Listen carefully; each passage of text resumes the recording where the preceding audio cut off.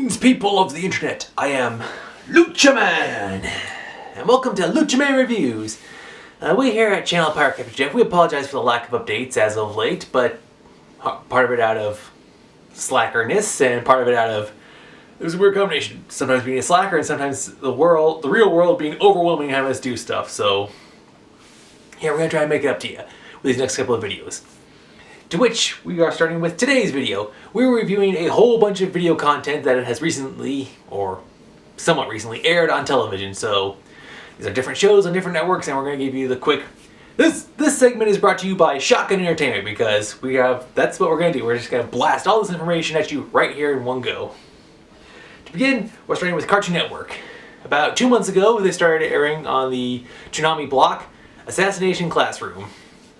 It's based on the manga that first started print in 2012, and the animated series then had a 47-episode release in 2015. And just now here in late 2020, it's gotten the US dub release. Yeah, I've heard about this show. I saw it being advertised when I was looking for animated manga online. The covers constantly have the face of the main character. The premise is that this tentacle, yellow alien creature with this constant smiling face just destroyed 70% of the moon, and now he's teaching a class of children. He's a teacher on Earth. If the kids can't kill him by the end of the year, he will destroy the planet. This is a very interesting show. It's funny, but there is some underlying dark themes. Like, for example, the kids will get 10 billion yen if they can kill him before he destroys the world, and the fact is these kids seem to be well, they're in school, but they're not doing the best. They have I think they have the lowest grades or whatever. So this is they're like the delinquents, I guess, and this is their chance at redemption of sorts. So there is a bit of an underlying darkness to some of the funny that's going on here. All right, next up, hang on a second. All right, and we're back. Okay. Yeah, so I give Assassination Classroom, from what I've seen so far, only the first episode, debuted it, premiered it, 8.5 out of 10. Alright, next up we have 4 shows from the Sci-Fi Network. 2 of them are Sci-Fi Originals, and 2 of them are from online. One is from VRC, and the other one is from YouTube Prime. We'll start with the worst and work to the first. Alright, first starting with Wildlife. Nuclear apocalypse happens, and now animals are just, interact with each other like humans would. Like, hey, I think I'll go over to so-and-so and hang out. Oh, I think I'll grab a coffee.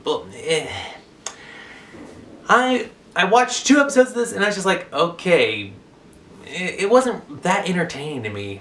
Also, the animation quality is very low. So, if you want to watch it, that's your call, but I give it a 5 out of 10. Okay, these next 2 shows, the first one I'm going to review is from the VRC. Yeah, it's online. The first one is from online, and the next one is a Sci-Fi Original. But these next 2 episodes shows prove that they believe in the saying, imitation is the highest form of flattery. Starting with Brogan, Master of Castles. This is, for all intents and purposes, a parody of He-Man and the Masters of the Universe, with a little bit of Game of Thrones sprinkled in there, but the style and some of the humor, it almost reminds me a bit of Apollo Gauntlets, a show I reviewed a while back before.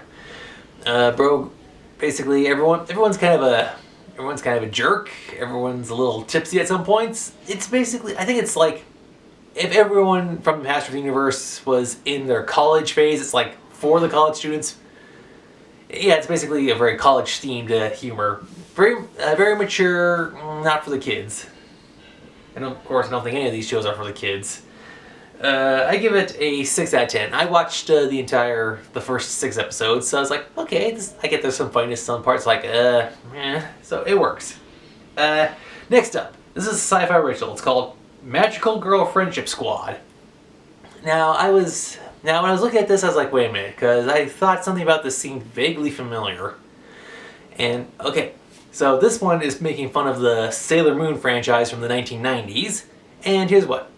When I was doing some other shows earlier this year, it was around January or February of the start of 2020, there was a show called Magical Girl Friendship Squad Origins. So basically, this show is a reboot of that. The first 2, they've had some episodes that are Basically, they took the concept of what they had and they improved. They changed the story a bit. It's the same characters, but the animation quality has actually gone up since the original, and now they seem to have a more focused plot instead of some random stories.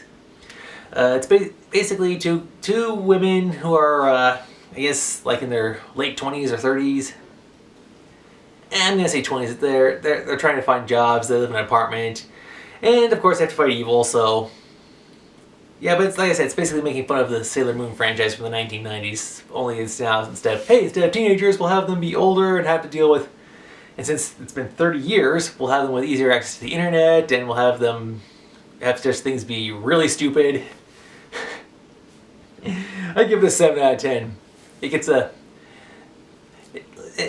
Like I said, it's gonna get a point score from 6 to 7 because they actually boosted up the animation quality from the original. So at least there's that. They're working on that. Okay, and finally, the last one. This used to be a YouTube Prime show. It had 8 episodes, each of them about half an hour. And the only reason I discovered this last show was John Cena is one of the voice actors for this. He plays Robo in the series Dallas and Robo. He plays one of the voices. I saw it on the Facebook feed. Dallas and Robo it takes place in the future in outer space. It's basically space trucking. Dallas is a washed out washed out race car driver who now works for her uncle at a trucking company. Robo is a robot, John Cena, the sensible one. And they have a series of misadventures driving around space doing whatnot. Now it's cool. It's like they did seem to have some like randomly nonsensical stuff happen, but as the series got closer to the end, some of the stuff from previous episodes started to tie in, and they paid attention to the lore so that they've set up in their own show. So that's pretty cool, and there does seem to be potential for I don't know, another season if they would ever do so. It's almost like Final Space, but not. But it works. I really enjoyed it. I give it a solid 8 out of 10. Okay, next we jump over to the CW network where they've debuted Swamp Thing. It's another dark entry in the CW universe. It's like the Batwoman and the Arrow, only with some... Okay, so I was watching this and there seemed to be some emphasis on... It almost is like a horror film. The pilot was an hour and a half, so it's like an old 1990s horror film. The special effects were pretty good, and from what I could glimpse of some of the makeup work, not too shabby, not too shabby. Why I say from what I can glimpse was because everything is very dark. Like, they use very muted colors and tones and a lot of night shots, so it's a little hard to see some stuff. But yeah, it's the story of Night Thing. Dr. Abby Arcane is trying to figure out what's making people sick, and she's encountering the Swamp Thing. And okay, now this is what I cannot figure out. From what I saw from the pilot, I think there may have been some intentional edits, like in visuals, and some of the characters swear, but you don't hear it. They mute the audio and they blur out the mouth so you can't tell which swear they're saying. So I'm like, what?